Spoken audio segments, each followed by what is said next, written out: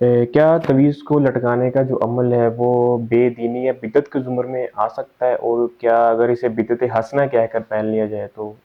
کیا آپ کی کیا رائے اس متعلق؟ کسی بھی گناہ کے بارے میں یہ تعین کرنا کہ یہ بدعت حسنہ ہے یا بدعت ہے یا گمراہی ہے یا جو بھی ہے، اس کے لیے سب سے پہلے یہ دیکھیں گے کیا اللہ اور اس کے رسول صلی اللہ علیہ وسلم نے اس گناہ کا کوئی نام رکھا ہے، اس جرم کی شناخت کو بیان کی ہے۔ اگر آپ نے نہیں بیان کی تو پھر آپ اجتہاد کر کے کوئی لیبل کر سکتے ہیں، لیکن رسول اللہ صلی اللہ علیہ وسلم نے واضح طور پر بیان کر دیا کہ یہ شرک ہے۔ ان رقیہ و تمام و طب تھا شرک، کہ وہ شرکیہ دم اور یہ تویز اور طویلے جو ہیں یہ سارے شرک ہیں۔ تو یہ طویلہ جو ہوتا تھا یہ اصل میں